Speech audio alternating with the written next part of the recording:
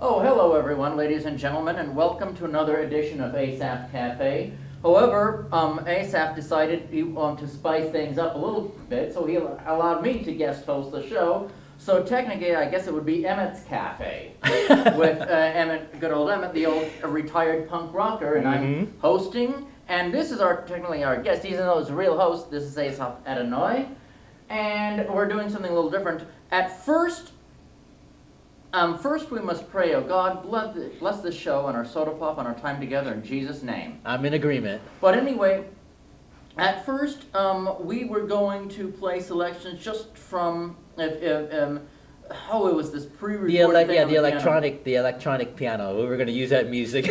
And unfortunately, it started off with carnival barking music. Dun, dun, dun, dun, dun, dun, dun, dun, dun. Step right up is the greatest show in town. Come to Missoula, see the 20-foot woman, and the woman with the horns coming out of her head, and see the incredible man who jumps and jumps. It's the greatest show on earth. And I just dun dun dun dun dun. I just.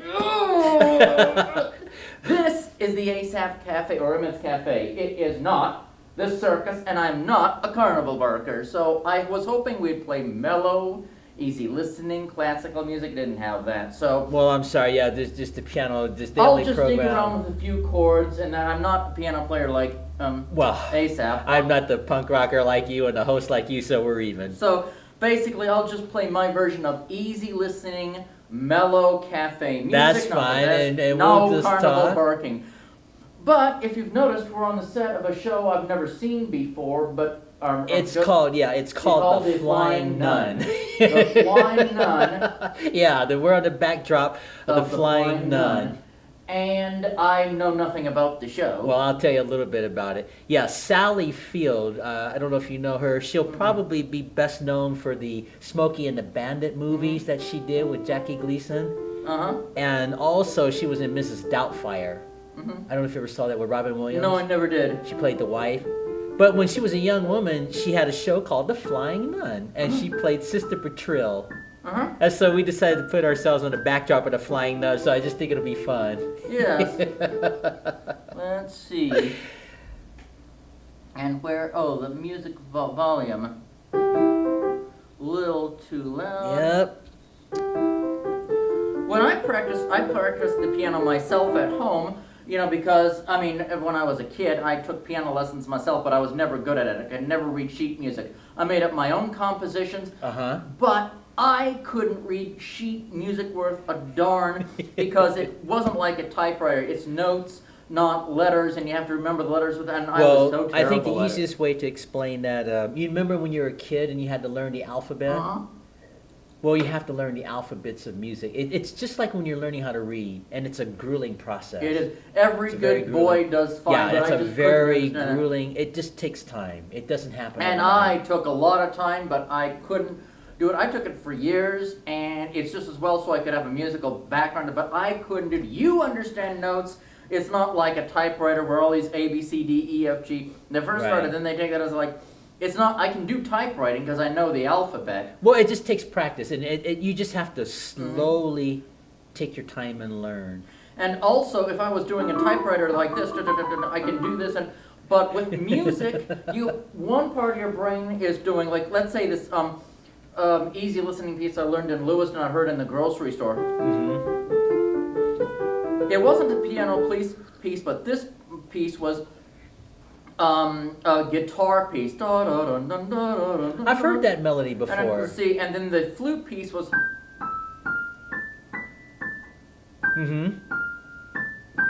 Or like.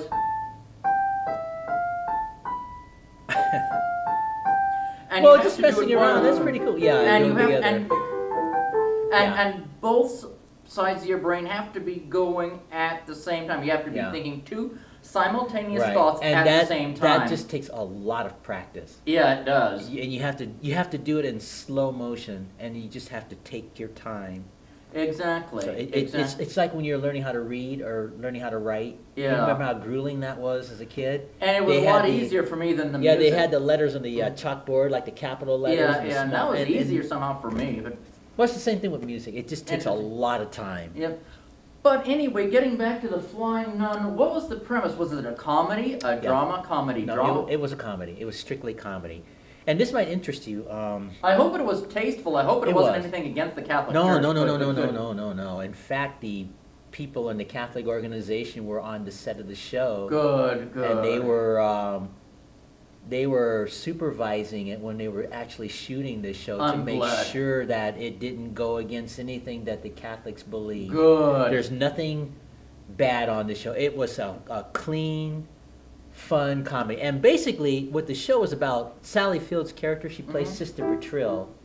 She's going to the convent in the pilot episode, and she didn't know she could fly at first. She's just doing her missions work, at the convent and everything. And her character weighed like 90 pounds on the show. So whenever there was a wind, it would cause her, because of her habit and everything, it would cause her to float in the air. So she just used her ability to fly for missions work and stuff like that. It was a fun comedy. What year did this come out, if I may ask? Oh gosh, I don't know the exact year. I'm going to guess maybe 1965. Yeah, because I think we were looking at it last week on the internet. I think it was 1965, just before they changed the Mass into English, the regular common tongue. It used to be the Latin Mass. Well, that kind of reminds me of a show that I found just by accident, and I wish they would still have it. Maybe I ought to special order it. And I wanted to watch it. It was on PBS, Saturday night, just to make sure, hey, is this against the Catholic Church? What is this? I heard of it. It's called Bless Me, Father. I don't know this one. I'm a Roman Catholic, and it was made in England or Ireland. I think it was in Ireland. And I thought, are they going to make fun? It was a comedy. And I thought, are they going to make fun of my religion, of the Catholic religion on this? I'd better see it. And I don't know if I had a piece of paper, but I wasn't ready just in case this was going to mock the Catholic Church, mock the sacraments and Jesus. And it didn't.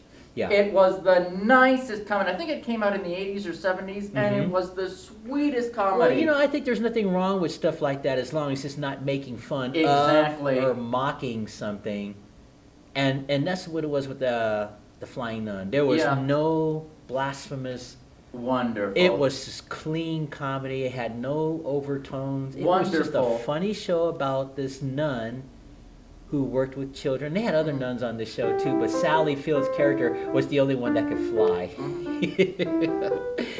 And it obviously was not Sally Field's best work, as far as her movies, but it opened a door for her to become a movie star, this television show. Because when this show finally ended, she went on to do some great movies. Wonderful. Norma Ray, oh my goodness, just Forrest Gump, all these movies that she's been in. Oh yeah, I saw Forrest Gump. It was okay. Yeah, but Sally Field was in it though. True. But see, that's where she got her launching pad, was with the Flying Nun. And it was just a fun, clean show. In fact, when I was a little boy, everybody watched the Flying Nun. You'd be surprised how many people actually watched that show when I was a kid. Do you mean even, I don't want to interject religion, but even Protestants would watch it, or Lutherans or Baptists? Of course, my parents used to watch the Flying Nun. Wow. It was just a clean, fun show. Amazing. Because there's a lot of hatred, I don't want to get into political, there's a lot of hatred of the Catholic Church back in the 50s but no, like That's I said, the incredible. Catholic organization was behind the scenes when they were taping the Flying Nun. I had checked the research on that. And they didn't find anything wrong with it. Wonderful. They were there on set, and then during the filming, they supervised everything, and just made sure it was okay. And there was nothing bad about it. Wonderful, because I do. It's one of the cleanest shows you'll ever watch. I love it. But it wasn't, like I said, it may not have been Sally Field's best work as far as Academy Awards, but it was a fun family. Wonderful. Just like watching Disney or something. It was just a fun show That's wonderful. Because like getting back to that show, Bless Me, Father, I mean, it was, I think, written by Catholics because it never made fun of the Catholic religion. Yeah, neither did the Flying Nun. Exactly. At the same time, it had the sacramental life of the church, and it was about the misadventures of these two priests, a Father Malley, or I can't remember his name, and a priest that was just under him that was new to the parish, and a very strict nun. It was kind of, Father Boyd and Father someone. Father Boyd was the senior pastor and Father someone else. And, there was a very strict nun. And it wasn't against the Catholic Church, but this nun found a picture of a saint in one episode, and this angry saint had her face at the rage and was staring at a skull and so on. This, our mother foundress, will be an excellent saint. She's so grim and so angry. She will be I want our mother foundress to be a saint, and she was always very strict, like, certain strict nuns, but, and there were things about, the first pilot episode was Trial by Fire, where this new young priest who's in his 30s, just graduated from the seminary, just ordained, would have to take the baptism by fire and hear confessions for the first time. And it was just really nice. And he said, Father Boyd said, if there are any reports against you, you're too strict, or it'll have to report it to the bishop. But Father, this other young priest, did it with flying colors. Even heard the confession of this little boy, and it was his second confession, just in a very loving way. And Father Boyd came and said, and the priest, young priest said, and then Father said, whatever, you passed your test with flying colors. I think you are going to be an excellent addition at this parish. I mean, it was so clean and so nice. Well, it reminds me of the movie The Sound of Music with Julie Andrews. Remember at the beginning, she was going to be a nun? I never saw the movie. I've heard the soundtrack many times, but I've never seen The Sound of Music. At the beginning of the film, Julie Andrews' character is on the mountain. She spins around in the mountains, and the convent's below the mountain. So at the beginning of the film, she's spinning around, she sings a song, The Sound of Music, and she ends up being late for the Mass. So she runs down the hill real quick, and when she gets to the convent, all the other sisters are there getting ready for prayers and what have you, and it was just a cute little musical setting at the beginning of that, and it just basically told the story of Maria, if she was going to be cut out to be a nun and give up all the world stuff. So what the Mother Superior does is she sends her out on a job as a test to make sure that she's going to be capable of being a nun. So the Mother Superior sends her to the Van Trapp family for her to be a caretaker of the 7 children. That's the premise at the beginning of the film. And of course, it has the trials of Maria the nun taking care of, she's a governess, taking care of these 7 children and taking care of the household. It's just a fun movie, but it's based on a true story. Interesting. Based on a true story. The Sound of Music. Yeah, The Sound of Music. And of course, they're in Austria at that time. And, everything's going smoothly. Like Maria sings like favorite things for the kids when they're all, yes, I remember that. Getting together to sleep, because it was like a weather storm out there and the kids were afraid. And then they had another scene where they're bike riding and she does the Do Re Mi song. Oh yes. It's just a cute little film. But then the Nazis take over. They take over, at the start of World War II, and so then the movie starts focusing on what the Van Trapp family does when the Nazis begin to take over. And it got to the point where, and this is happening in real life, the real Van Trapp family, they wanted to escape all of that. So that's what this movie dealt with, how they escaped, how they got away from that. Interesting. But they had some wonderful music throughout it. Yeah, it's like it was cool at first, Wonderful, it was just a simple, fun thing, Maria the nun, she just does her thing. But see, here's the test. Maria falls in love with Captain Van Trapp without realizing it. So she freaks out because she wanted to be a nun. Nuns aren't supposed to fall in love and that sort of thing. So she goes back to the convent and just abandons the family.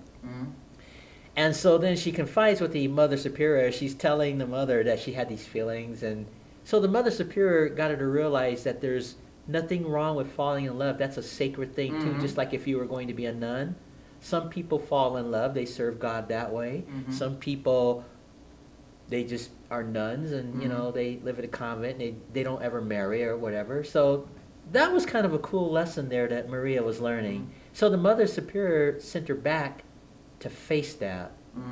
And of course, the Van Trapp family, Captain Van Trapp and Maria, they end up getting married in the show.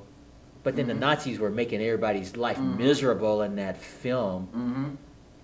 So finally, when the Nazis were going to send Captain Van Trapp off to fight, he decides he doesn't want to have any part of that. So that's when he hatches a plan. He and his family escape with the help of the nuns, and they escape. That's basically the synopsis. There's more to it, but this is a kind of flyover of what the show was like. It's a pretty cool show. It deals with... You know, you're talking about The Sound of Music, The right? Sound of Music, yes. This whole thing, The Sound of Music. So you'll get a kick out of it. Yeah, it's interesting. Because I've heard the soundtrack many times in even public school when it's special ed, yeah. So it's just fun. It's just a fun show. But it's a musical. In fact, it's one of the best musicals in history to this day. Interesting. This might interest you. I have a friend of mine that was an actual pastor. He had the actual recording of the real Von Trapp family. I won't mention his name on television, but it was just like listening to Julie Andrews and, you know, the songs that they did in the film. And of course, it would be more credible to have someone like Julie Andrews, who's really a professional singer. But I just thought I'd throw that piece of trivia at you. The real Von Trapp family, they sang Ada Weiss and all those other songs. Interesting. The real Von Trapp family. And I heard the actual recording that this pastor friend of mine had. So, pastors have a way of getting their hands on things. But it was pretty cool. But that's based on a true story of Captain Von Trapp. You know, that's interesting. His escaping, Yeah. fleeing to the hills. It's like in the Book of Psalms.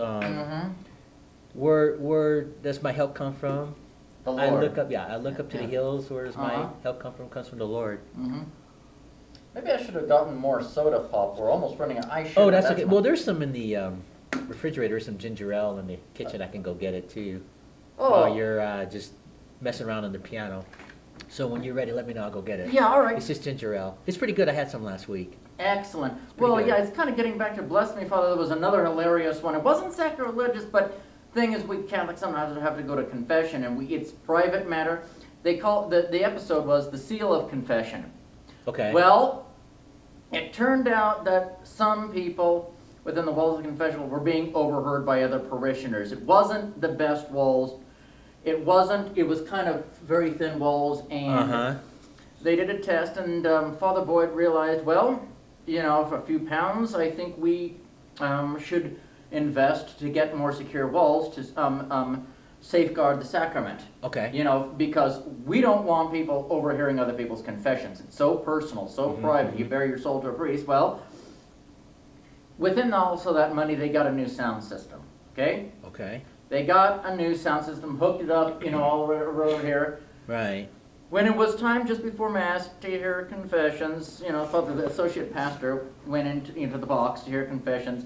Unfortunately, no, it was Father Boyd. Father Boyd had his microphone on, and unfortunately, it was hooked up just before Mass to the whole sound system. Okay. And now everybody was hearing other parishioners' confessions. Oh no! And so the associate pastor, the young one, had to relieve through the rafters and try and disconnect every wire because everyone's confessions were being broadcast all everywhere. You know what that reminds me of? What? It wasn't a Catholic film, but there was this movie called Elmer Gentry, if I remember, with Burt Lancaster.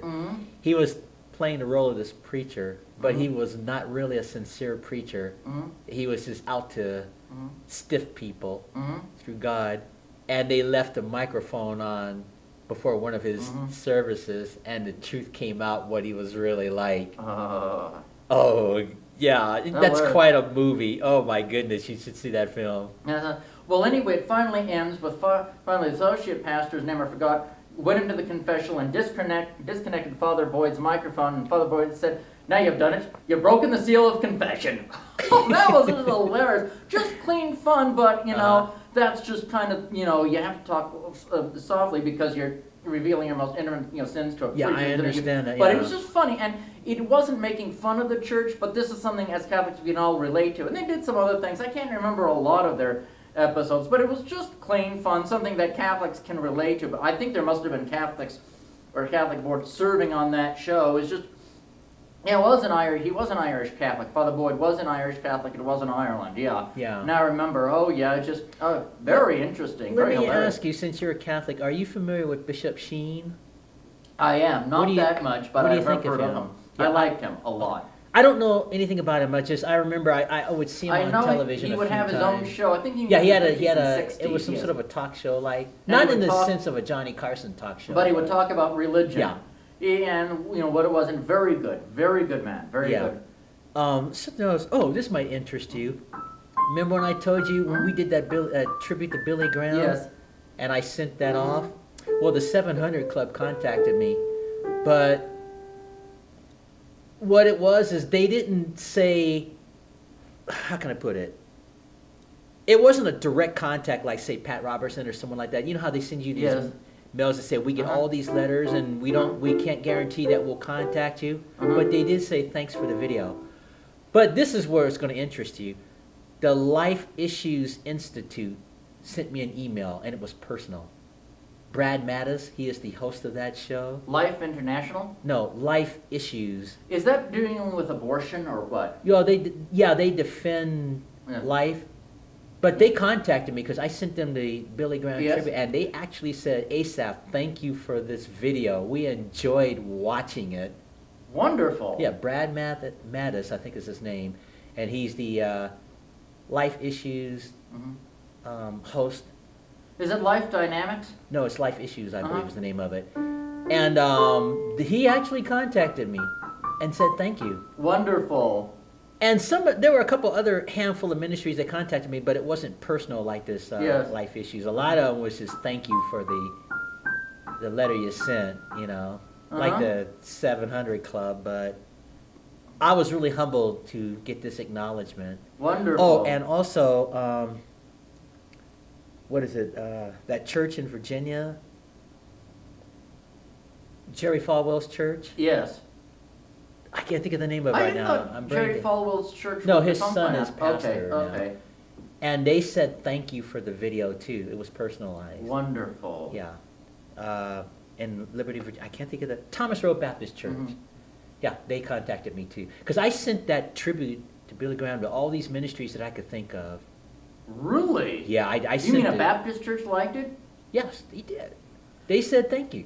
Because I'm confused. You were the host. I was the guest. Yeah. But I defended the Catholic Church as this is a Catholic. I'm a Roman Catholic. Yeah, I know, and I realize, but you I'm criticized some Baptist, and I said if it had been strictly a Baptist against the Catholic Church, saying you shouldn't be a Roman Catholic. No, it I was would've none been- of that anyway. When I heard from Thomas Road Baptist Church, they actually said thank you for the video. That's incredible. I thought Yeah. it would have been panned. I thought it was No, they said, why no, you're having this no, Catholic no, on. He's no, burning in no. hell because being a Catholic. That's incredible. Not every Baptist hates Catholics. That's I know you've had wonderful. some issues, but no, that doesn't That's speak for all. wonderful. But the Life Institute, that was probably the most meaningful of the responses I've got so far with that. Because I was tribute. even wearing a Sex Pistols T-shirt. I thought that was why are you having No, that rocker no. on? No. Wow. I mean, no, that has nothing to do with it. In fact, wearing the Sex Pistols, that just Yeah. down to earth, It's Exactly. instead of this conservative tie. Yeah, I thought they would have panned me for not having a No, signet no, tie and a no, pin that said no. Jesus. Because there are churches that you walk in there with a rock and roll T-shirt, they'll throw you out or say, Yeah, "You're too much maybe of a the more Catholic." conservative churches, but Yeah, not. But churches like Harvest, Yes. Greg Laurie, they wouldn't do that. In Wow. fact, I've even heard sermons of him saying, "Hey, we have people with T-shirts. We have people, we bring them all in. We want them That's to come to Jesus, wonderful. and that's pretty cool." Placing Stuff like a that. relationship with Jesus Christ above religion, Yeah. that's wonderful. Or doctrinal differences, Yeah. that's praise be to God, literally. But I just thought that would Oh, interest thank you. That you I've got so that. much. Oh, there are a lot more ministries that I'm curious to hear if I'm going to hear from about that, because we had a chance to present the gospel. Yes, indeed. And that was the main reason why I wanted to send that. And I told him in a letter that said, Em and I were not theologians. We just wanted to share. Yeah. Did the Billy Graham Institute contact you or not? Not yet. Okay. It might be a while for them because, Billy Graham's funeral technically is tomorrow. Good point. And YNOP Radio is covering his funeral over the radio Wonderful. tomorrow. So I'm just going to tune in tomorrow and listen. I may not be able to see it on television, but I can listen to it on the radio. And what's interesting about Mr. Graham, they had his body lay in state in Washington for 2 days. Did you hear about that? Yep. And the last person to have that as far as civilian was Rosa Parks, the civil rights lady that was used to start the entire civil rights movement, Rosa Parks. She's the last person. So Billy Graham's in pretty good company.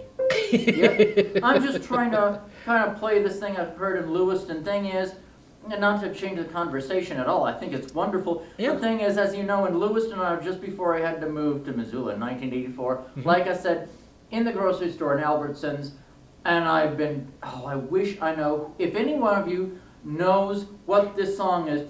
I've heard it before, but I don't know the name of it. I've heard it before. It was with guitar and flute or something, and it was so beautiful. I mean, it was, oh wow, it was written in heaven. Then they had a middle part that was kind of in minor key, kind of mysterious. Okay. Let's see.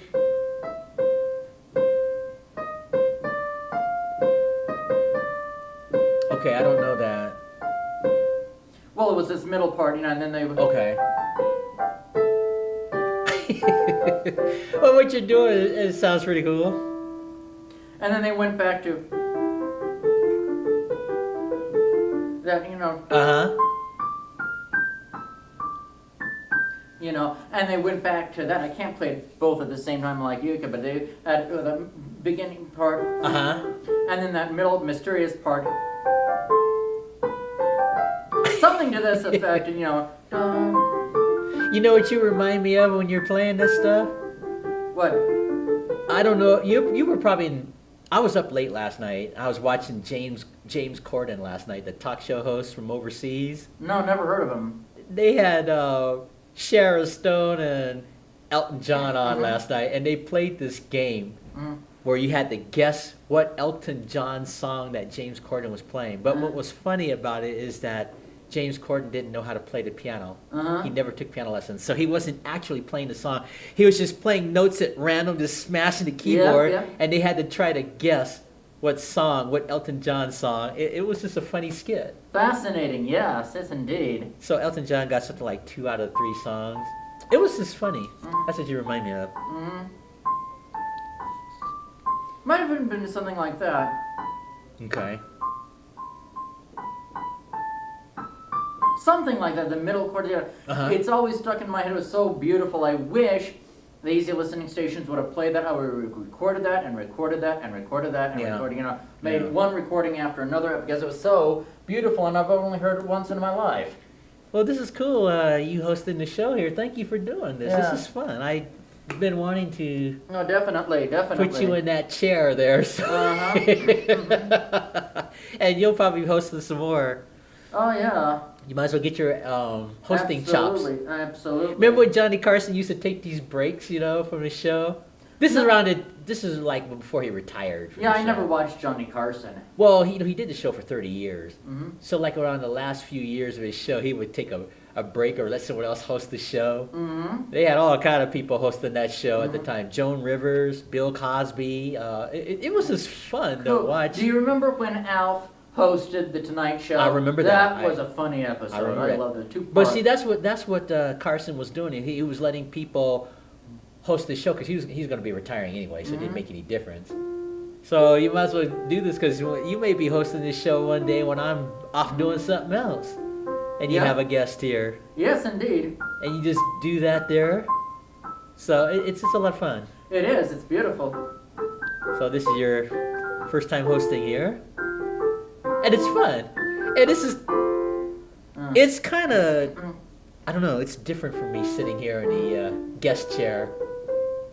But it's fun. But whatever it is, this is better than the carnival barking music that they had. Well, much better than that awful carnival barking music. Oh, well, yeah. And do you mind if we play that for a minute? Because I'd like people to see... Sure, do you remember how to turn that on? No, I don't remember. There's a demo switch on the left, and I believe that's how you turn that on. Click it. Where it says demo on your left. Yes. And it should light up and start playing. It's actually a Chopin piece, but yeah. Step right up, the greatest show in town. You're going to see the circus acrobats, and you're going to see clowns, and you're going to see the 50-foot woman, and that's really a Chopin piece, really, but it just has that intro. But I see where you're going with that. Now just click the demo button again, and it should turn off. I can't get over that opening piece that they had just drove me This is not a carnival, folks. Well, I don't think Chopin had that in mind, It's but not the it circus, does. it's I can Asaph see. Cafe. It sounds like a circus, but At least I know if I were really hungry, I could join the circus and be a carnival barker. I think I'd be good at it, you know? As much Yeah. as I hate carnival barking, I probably could do it. in real life, do you remember Circus? No, They were similar to Ringling Brothers, Barnum and Bailey Circus. no. Well, this had to be about 30 years ago or even more. I had a chance to actually work in a circus once, Mm. but I wasn't thrilled with the idea of having to scoop up Mhm. elephant droppings. Yeah. You know, scooping up elephant droppings, so I declined. I've never cared much for circuses. Even as a kid, I never really was. I don't hate circuses. They're just not my thing, you know? Well, in the world news, they don't have it anymore now. I know. The animal rights people have I kind know. of I know. Horrible. overrided that, and in a way, I think that's kind of unfair It in is. a way, because the circus has been in existence for over 100 years, Yes, and it was fun family entertainment. it was. And I know some people even watching this cafe may disagree with me, Yeah. like animal rights people. Yeah. Now, if you're like abusing animals, I could see that, Yes. and I don't see how that was necessarily abusing animals. Nor do but I. Nor do I at all. That's the way they saw it. Like you'll have the elephants walking around, and and it was fun for your kids to see these animals and stuff. That's the take I have on it. The same here. But we live in this political correct world too, with the the animal rights people, and I'm not picking on them because they do some wonderful things. Because there are a lot of abuses with animals, but I don't see how Circus was abusing animals. Yeah, exactly. Or Ringling Brothers. Yeah, I don't or see Barnum. how that was, but they saw it that way, and it put a lot of people out of work. I know. I know. And it closed an institution after 100 years. Yeah, it's really bizarre. Yeah. In fact, a famous trumpeter from the past named Harry James got his start in music through the circus. Mm-hmm. Yeah, he grew up in the circus. And this was before the big band era started, back in 1936, 37, something like that. So you can have some fun memories with that, but it's too Yeah, late I now. know. It's closed. I went to a SeaWorld in California years ago, Mm-hmm. and this was considered abuse, I guess, by the animal rights people too.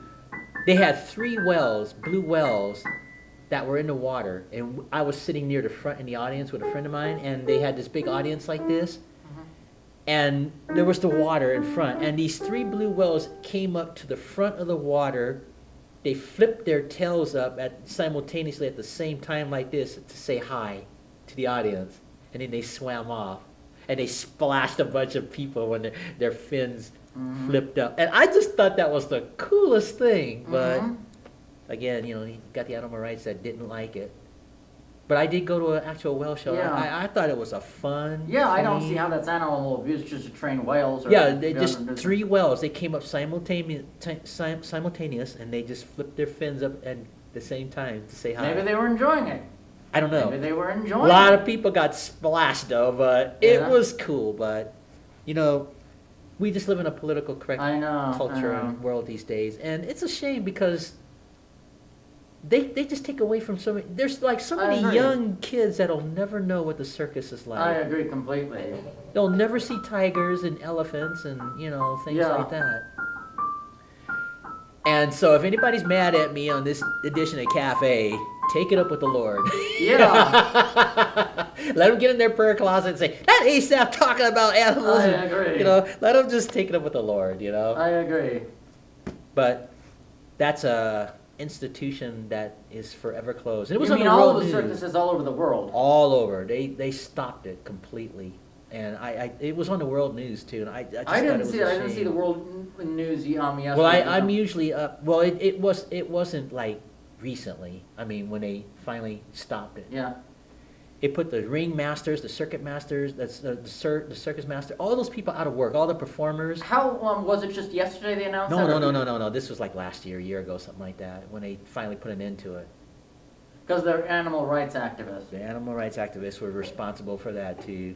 Yeah. They're claiming well, animal abuse and all that, and I don't deny the fact that there could have been some abuses in some areas, maybe some lesser circuses or something. Mhm. I don't know, but just the concept of you can't take your children Yeah, to I see agree. I a think that is tiger or an elephant, or something. What a shame! And then to see the performers, Yeah. So spinning all around. circuses are now gone They're throughout gone. the world. As far Yeah. as I know, yeah, they're Yeah, gone. that's really They're gone. breaking news on Emmett's Cafe, the Asaph Cafe. And yeah, it is political correctness. We've Of banned course here it in is. Missoula, Of course and it it's is. ridiculous. And I can't blame the circuses for wanting to close. And I even testified, a few friends of mine even testified at the city council, I'm not getting political, they said Yeah. the circus will just leave Montana. Well, they'll just go, and this is what's happened. No, they closed it down completely. There I are no can't blame circus them. shows. I mean, everyone, the animal rights activists said, well, they can have the circus with clowns and swallowing swords and the 60-foot woman, just no animals. But I think the circus has decided, if we can't have animals like elephants and tigers and everything, we're just going to close the whole thing Well, my down. understanding was the animal rights people were responsible for them closing. Yeah, I too. agree. They decided we're So just they just shutting the whole stopped it. thing But it down put and a closing the lot big of people yeah. out of work. I mean, It there did, are yeah. families, there are people who spent their lives I know in on the road. circus, on the road and stuff, and now they can't have this entertainment anymore, which Yeah. is sad. And I hate to say this or anything better, but what will happen to the dwarves or the I don't many know. tall women? Because at least the circus fed them. They had a place to go. That's what I'm talking about. They were feeding their kids and they were entertaining people all around the country Yeah, and everything. and now what's going to happen to the people that depended on the circus for a Still got plenty of livelihood, time. including the dwarves, the 50 tall women? What Yeah, are, I don't how are they know. going to go now? To get a job? Are they But going to go as I more? look back in my life, I wonder where my life would have ended up if I had taken that job with Circus. Uh-huh. I guess like anything else, you have to work your way up. But Mm-hmm. I was young, and I just didn't want to just be a pooper scooper Yeah, exactly. for elephants. I Yeah, didn't want to definitely. do that. That was just not for me. But Definitely. another reason why I was leery of that, and not to pick on Circus, but if you get fired for something, are they going to send you home? Yeah. Things like that. And I was concerned about that. Yeah, Because, exactly. a life of being on the road is not as easy as it sounds. Oh, no, it's not. It's very Especially, difficult. like, you hear these stories of musicians on their road. That's a tough life. It is. Living It's on a a very bus, tough life. going from motel to hotel or whatever, and setting up and, doing their show night after night, different places, or maybe being at a place for a week or something like that. That's a tough way to go. As a matter of fact, that reminds me, I have a documentary on punk rock from the 80s called Another State of Mind. Uh-huh. It was about 3 bands that traveled on the road. It was Social Distortion, it was Minor Threat, it was another band, and I don't remember them. Mm-hmm. And, no, it was Social Distortion. It wasn't Minor Threat, it was Social Distortion. Well, I It know, was- I've heard of Social Distortion. I love them. It was Social Distortion, it was Youth Brigade, and it was Uh-huh. another band or something else, and they were touring on a bus just to see what it'd be like and give punk rock to a lot of places. They ended up hungry. They often didn't have any money for food. They were kicked out of restaurants because of the way they dressed and looked. Yeah, And at the yeah. end, they were all kind of skinnier. And they didn't eat, and then they even complained that we are skinny, we don't eat. It's like being in a cattle car, and of course, Mike Ness from Social Distortion is constantly drunk, always having some flowing blows. Finally, a flowing bruise or something, and it was a great 2-hour documentary. And finally, Right, a lot of right. people just decided to ditch it. They had a way to get home, including Mike Ness from Social Distortion. Some others was like, we're going home and we're quitting this, but we wouldn't trade it for anything. We enjoyed sleeping at people's houses, talking about the future with some other punk rockers drinking, Mm-hmm. and it was a great one. It was a great one, and Yeah, it's a tough life. very tough life, very tough. And, I look at it like this. If I were going to go on the road and I were married, I would just want to take my family with me. But some Exactly. people don't want to uproot to do that. So you don't have to move out of your house, in my judgment. You can Right, just keep your exactly. house, have someone watch it, like say you're an in-law or something, and just go and make this money. Yeah, you that's know? what the casualties often do. And they wrote about that too, being on the road, Uh-huh. living on wine and bread, freezing in the cold, or living on beer and bread that someone gives you freezing in the cold. This is the real thing, Right. what it's like tour to tour in a bus. Well, the tour buses are more comfortable now. They're like living in houses, but you're still on the road. So. Yeah, but what if it's like a yellow bus from a old school bus? Yeah, Right? see, And- like the Partridge Family, that Yeah. might be a little hard, but Yeah, that was in Another State of Mind. They had an old school bus and they Yeah. converted into like a fun bus. that's what the and- Partridge Family did Yeah, too. oh, yeah. But they couldn't sleep on the bus, so they had to go to Mhm. little motel. But Often they see, would some just of sleep these in the bus. They would just some of sleep these with- traveling buses Yeah. now, they have like little beds. They look like houses now. Yeah. They're really fancy.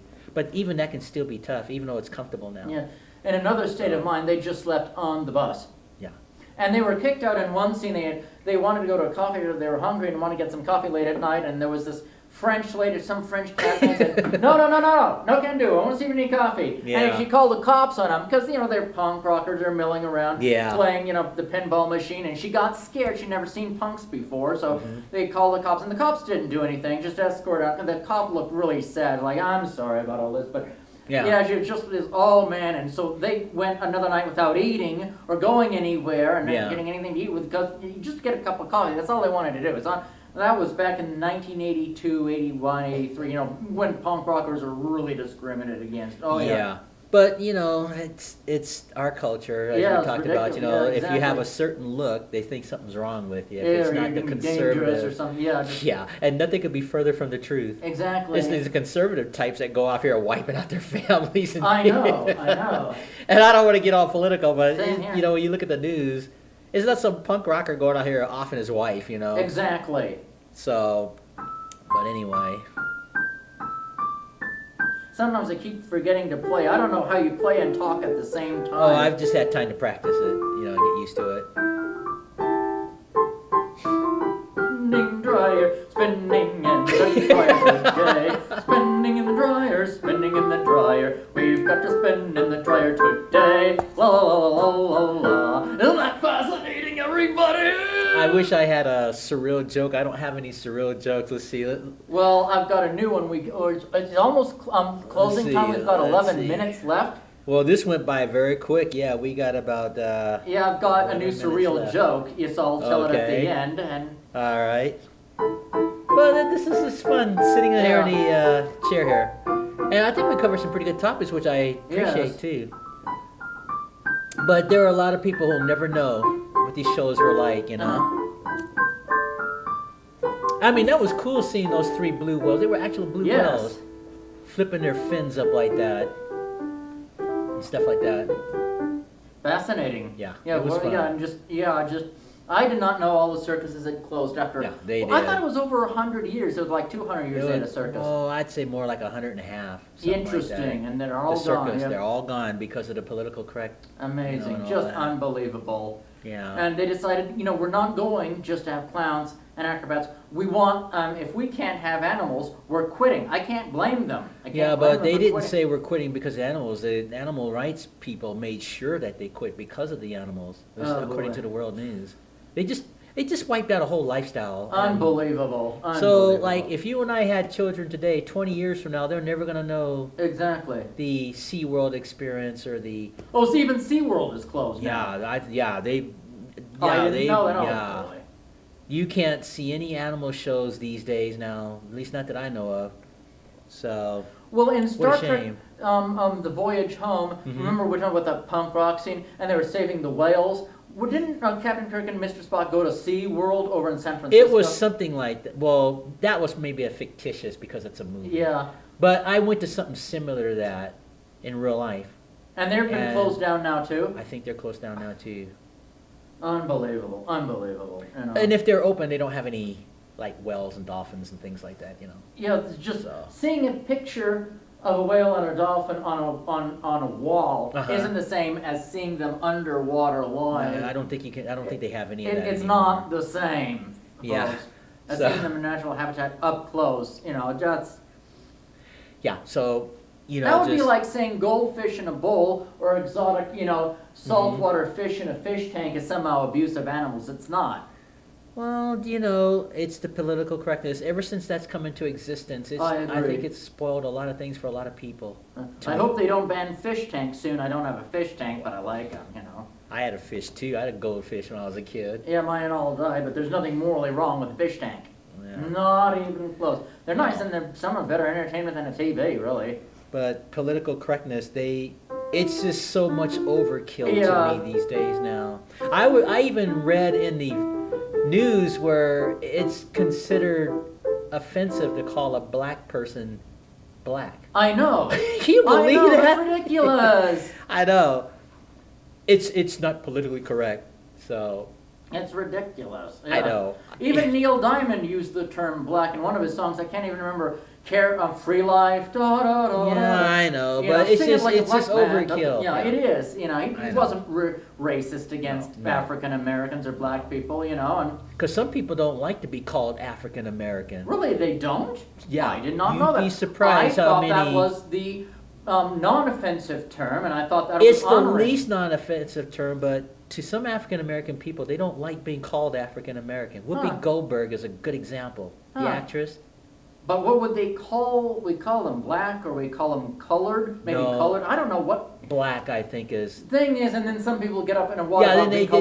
But see where I'm going with this? Exactly. They get their nose bent out of shape. But when I read that it's offensive to call black people black, I was like, oh man, what now? Exactly. Well, I even heard. I think it was an Alex Jones or Rush Limbaugh or something. That unbelievable. In some colleges and schools, you cannot say blackboard because it's offensive to black. It's like a stereotyping of, and you cannot have a whiteboard because it's like white superiority. That's crazy. I know. I agree. It's political correctness is one thing. Yeah. And but when it just gets to the point where it's like walking on a tightrope. Yeah. Then something, it's just like way overkill to me. So like that whole thing I heard on Alex Jones, and it was in Portland. I did the research on this. In Portland, Oregon, they don't allow people to have peanut butter and jelly sandwiches. I heard about that. Schools. Yeah. I heard about that. Yeah. Because it would be offensive to black people. Black people might not eat them. It's a white man's culture, so you can't. Well, that's ridiculous. Yeah. Well, I think if they just stop with this ridiculous. Political correctness. It'd be like Star Trek. Everybody just won. Yeah. Exactly, and they're just using it to divide people. Yeah, does everybody be one, and then, that'll put an end to it.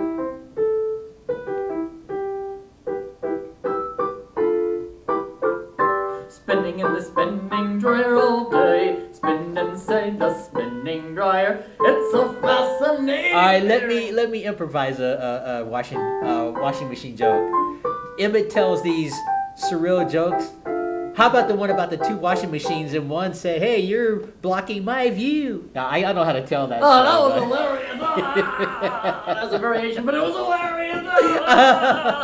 Yay! See, you're getting right here. Isn't that hilarious? Oh, wow. Yay! Only in America, huh? Only on Asaph Cafe. Yeah, isn't that wonderful? Mm-hmm. Wasn't that hilarious? That's a real... Want some more of the secret ingredient? Yeah, I'll take some more of that secret ingredient, just a little bit. Okay. And we made it just in time. We don't need to get some Gatorade because we're almost finished, and I don't really need it. So isn't that great? We measured it out just exactly because I wanted to finish it just... I'm going to do a show tomorrow on my Awful Truth About Society show. Yeah. But I didn't want to have to be stuck in the refrigerator and go bad or something else. How's that going, your show now? Very well. Good. Oh, yeah, still doing a lot of topics to talk about. Good.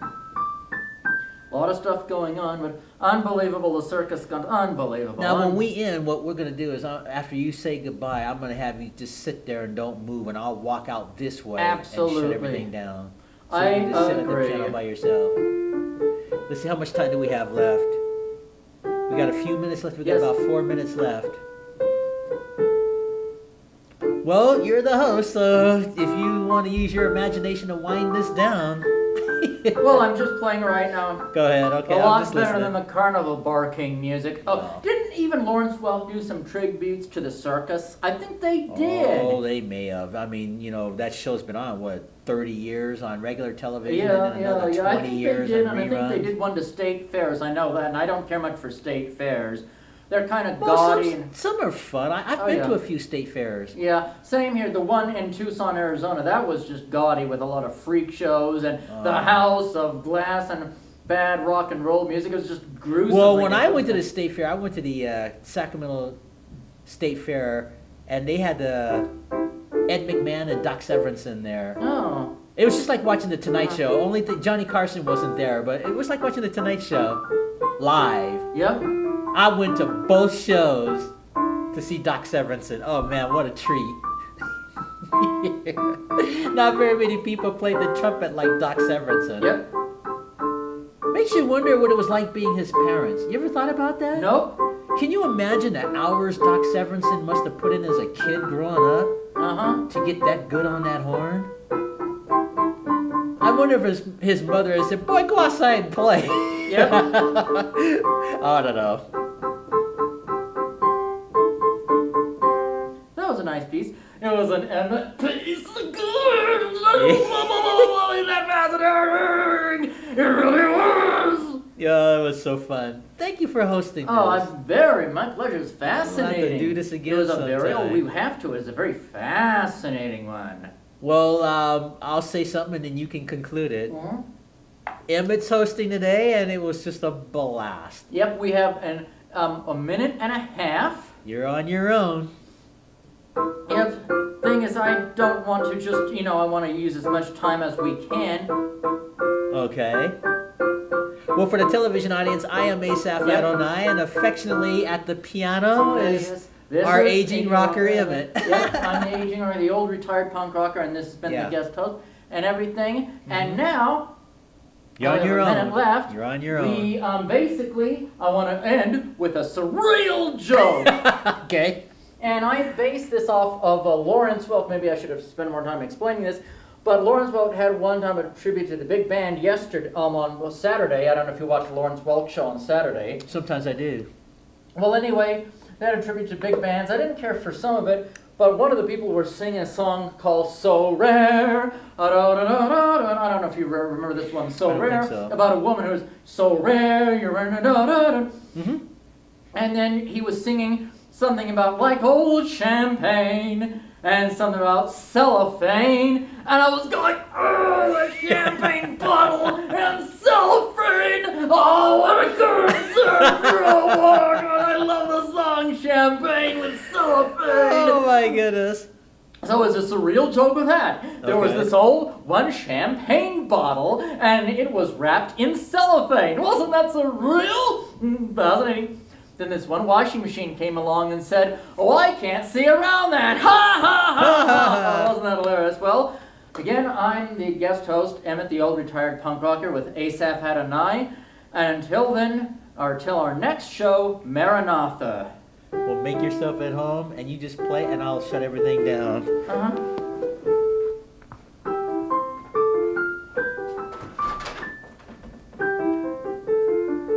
Trying to get this right.